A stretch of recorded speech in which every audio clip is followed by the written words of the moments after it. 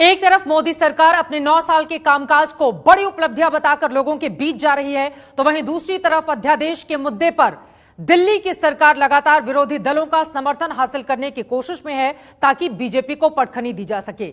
और इसी पर बातचीत करने के लिए इस वक्त हमारे साथ बेहद खास मेहमान आम आदमी पार्टी के सांसद संजय सिंह जी हमारे साथ जुड़ चुके हैं। लगातार सरकार पर आप हमलावर भी रहते हैं, आपका बहुत स्वागत है संजय सिंह जी आज तक पर।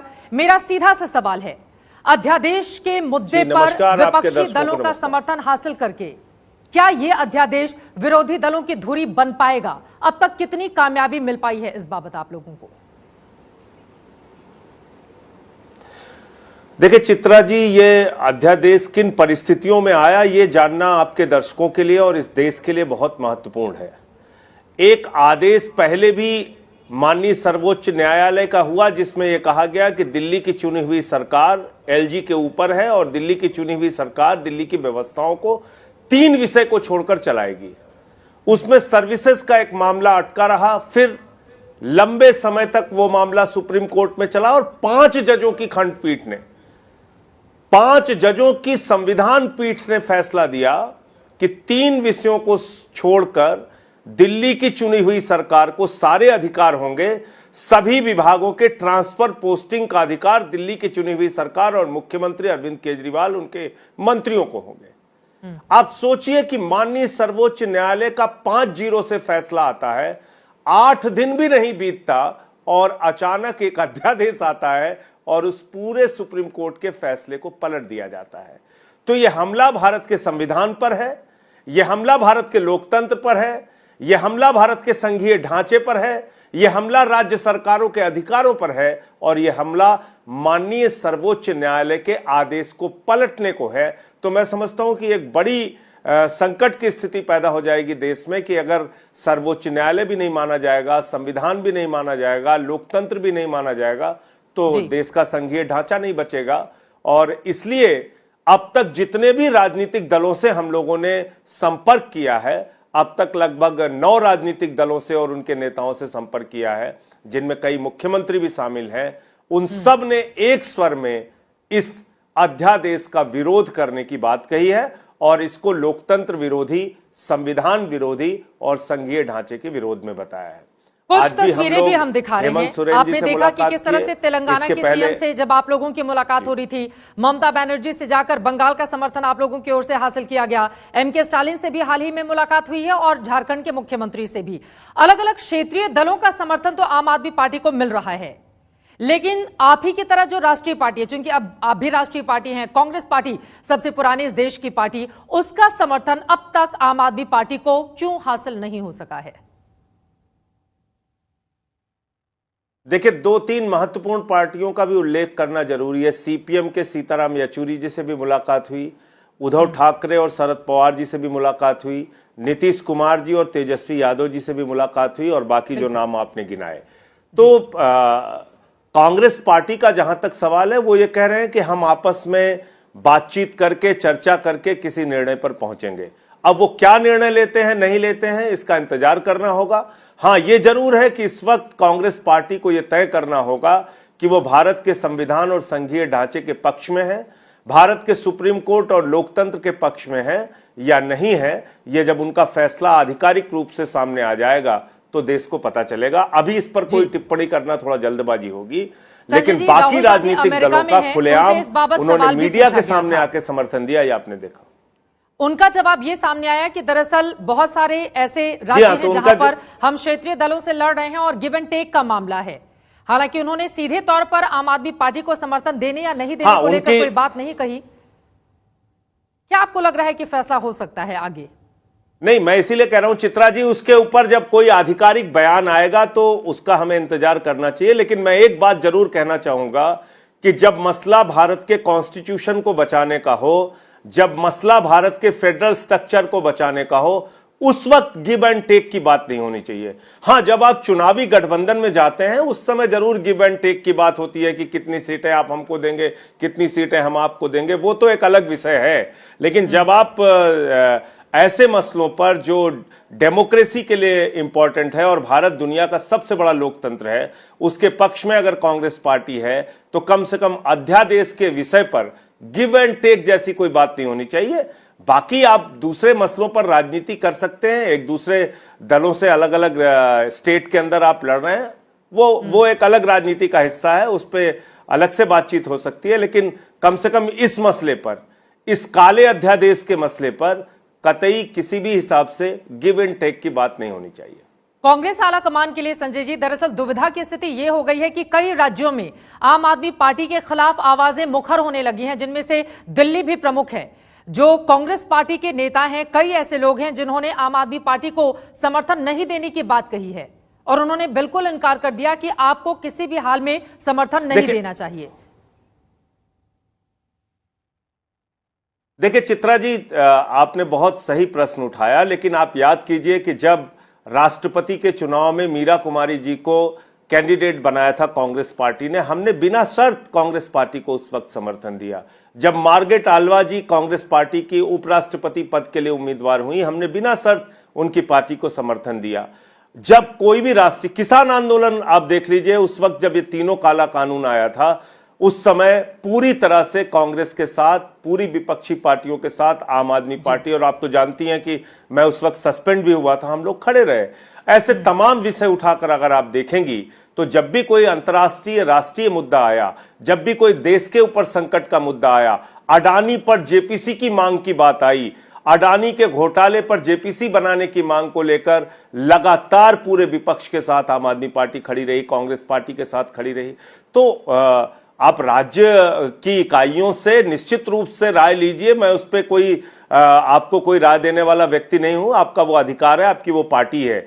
लेकिन जब मसला राष्ट्रीय मुद्दों का हो, उस वक्त तो राष्ट्रीय नेतृत्व को ही तय करना पड़ता है कि हम कॉन्स्टिट्यूशन के मुद्दे पर, सुप्रीम कोर्ट के मुद्दे पर, हम देश के संघीय ढांचे के मुद्दे पर, हम राज्य सरकारों के अधिकारों के मुद्दे पर क्या स्टैंड लेंगे। ये आप राज्य इकाइयों से बातचीत करके नहीं तय कर सकते हैं, इसके लिए तो राष्ट्रीय नेतृत्व को ही आगे बढ़कर फैसला लेना चाहिए। लेकिन उन्होंने एक पद्धति अपनाई है कि वो अपने राज्य इकाइयों से राय ले रहे हैं, तो हमें उनके फैसले का इंतजार करना चाहिए। मैं तो सिर्फ इतना ही कह सकता हूं। संजय जी, 2024 का चुनाव कांग्रेस पार्टी के लिए बेहद महत्वपूर्ण है, बाकी भी सभी दलों के लिए, आप लोगों के लिए भी। चूंकि 2024 के मद्देनजर विपक्षी एकता की लगातार उसकी ओर से कोशिशें की जा रही हैं। अगर वो अध्यादेश के मुद्दे पर आपके साथ खड़ी रहती है, फिर तमाम राज्यों में वो चाहेगी कि आम आदमी पार्टी कांग्रेस पार्टी के उम्मीदवारों का समर्थन करे जो चुनावी मैदान में जाएंगे। ऐसे में क्या पंजाब, हरियाणा में भी आप लोग पूरा जोर लगा रहे हैं, राजधानी दिल्ली की भी बात होगी, बाकी जगहों पर क्या कांग्रेस पार्टी के लिए आम आदमी पार्टी सीटें छोड़ने के लिए, उनका समर्थन देने के लिए तैयार रहेगी? ये बात तो अभी से सोचना पड़ेगा, क्योंकि एक साल से भी कम का वक्त बचा हुआ है 2024 के इलेक्शन में। देखिए, मुख्यमंत्री अरविंद केजरीवाल जी ने स्पष्ट किया इस बात को कि अगर इस अध्यादेश को हम राज्यसभा में गिरा देते हैं तो ये 2024 का सेमीफाइनल होगा। ये एक विश्वास विपक्षी दलों में पैदा होगा और देश के लोगों में पैदा होगा कि हां, हम 2024 में भारतीय जनता पार्टी और मोदी सरकार को हरा सकते हैं। तो इसकी शुरुआत करनी है इस अध्यादेश के माध्यम से, इसको राज्यसभा में गिराकर, और इसमें अगर कांग्रेस पार्टी साथ में खड़ी होती है तो उसके बाद का रास्ता आगे खुलेगा। लेकिन जहां तक चुनावी गठबंधन की बात है, अभी तो उस दिशा में ना कोई बात शुरू हुई है, ना उस पर मैं कोई टिप्पणी कर सकता हूं। आज की तारीख में जो राजनीतिक दलों से हमारी मुलाकात है, दिल्ली के मुख्यमंत्री अरविंद केजरीवाल जी और भगवंत मान जी की जो पिछले दिनों मुलाकात हुई, वो सिर्फ और सिर्फ अध्यादेश के मसले पर हुई। और चुनाव में कैसे जाएंगे, कैसे चुनाव लड़ेंगे नहीं लड़ेंगे, इस पर कोई टिप्पणी करना अभी मेरे लिए संभव नहीं है, क्योंकि इस दिशा में कोई बातचीत नहीं हुई है। आपके साथ ही हम नीतीश कुमार और अरविंद केजरीवाल की तस्वीरें भी दिखा रहे थे जब मुख्यमंत्री ने जाकर उनका समर्थन हासिल किया था। ये तस्वीरें भी अहम है। 12 जून को बिहार में विपक्षी दलों की बड़ी बैठक होने जा रही है। नीतीश कुमार ने भी लगातार आप लोगों से मुलाकात की है, तो वो तो इसी कोशिश में है कि कांग्रेस के साथ ही साथ तमाम क्षेत्रीय दल, राष्ट्रीय पार्टियां आप जैसी वो साथ हैं और बीजेपी के खिलाफ मोर्चा बन सके।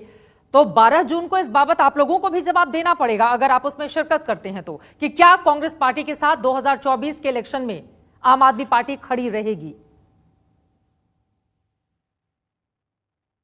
देखिए, 12 जून की मीटिंग का क्या एजेंडा तय होता है, वो जब पूरी तस्वीर सामने आएगी तो उससे पता चलेगा। लेकिन नीतीश कुमार जी और अरविंद केजरीवाल जी की जो मुलाकात हुई थी, जिसमें तेजस्वी यादव जी भी थे, उस मीटिंग में मैं भी मौजूद था, तो उसके बारे में मैं आपको बता देता हूं कि अध्यादेश को लेकर बहुत स्पष्ट बातचीत हुई थी और नीतीश कुमार जी ने ये आश्वस्त भी किया था कि वो कांग्रेस पार्टी को और दूसरे दलों को भी इस अध्यादेश के मुद्दे पर साथ में लाएंगे और उन्होंने कांग्रेस पार्टी से इस बाबत बातचीत भी की है। तो उसका नतीजा क्या निकलता है, क्या चीजें सामने आती है, इसके लिए तो थोड़ा इंतजार करना पड़ेगा, क्योंकि कांग्रेस ने कहा है कि वो अभी आपस में राय और चर्चा कर रहे हैं। लेकिन नीतीश कुमार जी से जो अरविंद जी की मुलाकात हुई थी, उसमें अध्यादेश के मुद्दे को लेकर एक स्पष्ट राय उनकी तरफ से बनी थी और हमारी तरफ से बनी थी कि इस मुद्दे पर सबको एकजुट करना है। इसी अध्यादेश से जुड़ा हुआ एक आखिरी सवाल, फिर मैं बाकी मुद्दों पर आऊंगी। अगर कांग्रेस पार्टी अध्यादेश के मामले में आम आदमी पार्टी का समर्थन नहीं करती है तो फिर आगे क्या? तब तो आप लोगों के लिए मुश्किलें खड़ी हो जाएंगी।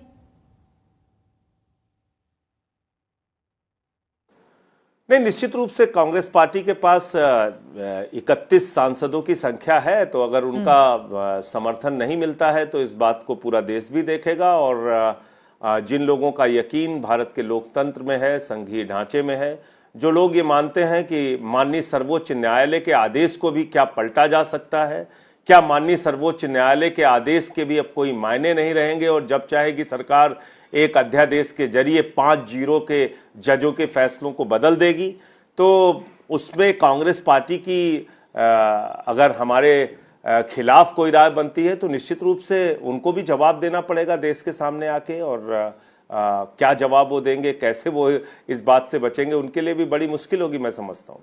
ठीक है, अब मैं आ जाती हूं राजधानी दिल्ली में चल रहे दो बड़े मुद्दों पर। एक तरफ एक लड़की की चाकुओं से गोदकर हत्या कर दी जाती है, लव जिहाद का मामला बताकर इसको देश के सामने रखा जाता है, क्योंकि हिंदू और मुस्लिम से जुड़ा हुआ यह मामला है। वहीं दूसरी तरफ ब्रजभूषण शरण सिंह, उनको लेकर खाप पंचायत हुई है कुरुक्षेत्र में और अब कहा जा रहा है कि 9 जून तक का अल्टीमेटम दिया गया है, नहीं मानने पर अगर गिरफ्तारी होती है तो फिर जंतर मंतर पर प्रदर्शन करेंगे किसान। इन दोनों ही मामलों को आप कैसे देख रहे हैं, एक एक करके अगर आप आंसर दें। देखिए चित्रा जी, मैं तो बड़ी विनम्रता पूर्वक ये बात कहना चाहूंगा कि जब हमारी ये बेटियां विदेशों की धरती से मेडल लेके आती हैं तो हमारा भी सीना चौड़ा हो जाता है और देश का एक एक नागरिक इस बात पे गौरवान्वित महसूस करता है कि हमारे पहलवान, हमारी बेटियां ओलंपिक में मेडल लेके आ रही हैं। और जहां तक साक्षी मलिक का सवाल है चित्रा जी, तो वो भारत की पहली महिला पहलवान हैं जिन्होंने ओलंपिक में मेडल लिया। तो ये हम सब के लिए बहुत दुख की बात है कि आज वो पहलवान अपना मेडल गंगा में प्रवाहित करने के बारे में सोच रहे हैं। अगर वो अपना मेडल गंगा में प्रवाहित कर देते तो हम समझते हैं कि ये भारत की सरकार के ऊपर भी और हम सब के लिए एक बहुत दुखद क्षण होता और भारत की सरकार के लिए तो बहुत जोरदार तमाचा होता, मैं ऐसा मानता हूं।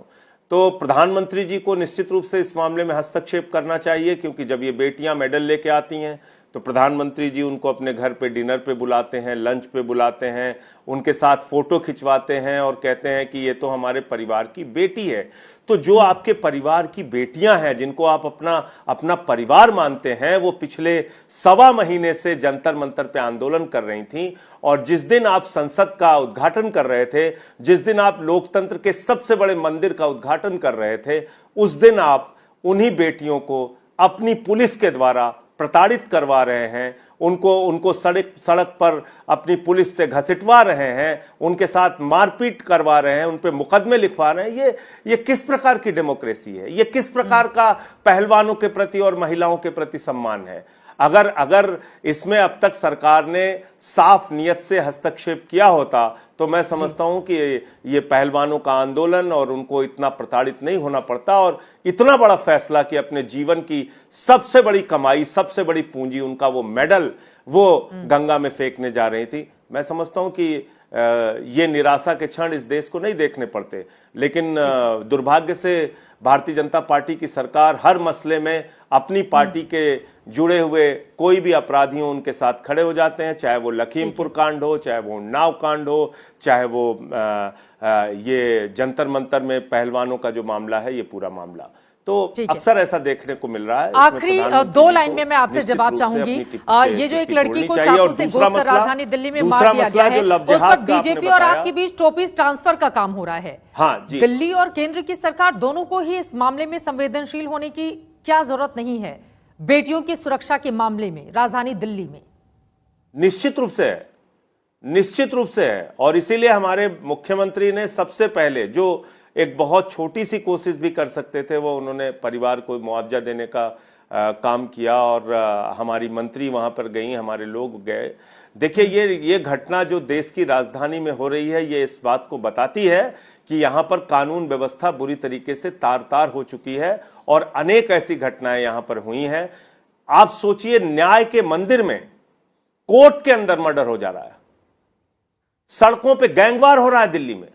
देश की राजधानी ने कभी ऐसी घटनाएं देखी नहीं जो पिछले कुछ 1 साल 2 साल के अंदर हमने देखा है। तो निश्चित रूप से मैं समझता हूं कि एलजी साहब को और मोदी सरकार को, बजाय इसके कि दिन रात आप अरविंद केजरीवाल के काम में रोका टोकी कीजिए, कुछ ध्यान कानून व्यवस्था पे लगाइए। कुछ ध्यान आप पहलवानों पे तो लाठी बरसाने के लिए पूरी ताकत लगा देते हैं, सैकड़ों पुलिस वाले लगा देते हैं। इन अपराधों को रोकने के लिए आप क्या करते हैं? कई कई किलोमीटर तक दिल्ली के अंदर सड़क पे एक बेटी को घसीट के मार दिया गया, इसी दिल्ली में। तो पिछले दिनों जो वारदातें हुई वो बहुत चौंकाने वाली, और दिल्ली की कानून व्यवस्था तार-तार हुई है, उससे इस बात को साबित करती हैं ये घटनाएं। ठीक है, बहुत शुक्रिया संजय सिंह जी आज तक से जुड़ने के लिए। और जो भी साहिल नाम का जो व्यक्ति है, जो भी साहिल नाम का जो व्यक्ति है, मैं तो कह रहा हूं फास्ट ट्रैक कोर्ट बनाइए। ऐसी घटनाओं में इस तरह की नृशंस और निर्मम हत्या करने वाले व्यक्ति के खिलाफ फास्ट ट्रैक कोर्ट बना के उसको सख्त से सख्त सजा मिलनी चाहिए। और इसके अलावा कोई दूसरा रास्ता नहीं हो सकता। तभी मौजूदा वक्त की ये सबसे ज्यादा जरूरत भी है। उम्मीद यही कि उसको सख्त सजा मिले ताकि वो एक नजीर बन पाए। बहुत धन्यवाद आपका आज तक से जुड़ने के लिए और इस महत्वपूर्ण विषय पर चर्चा करने के लिए।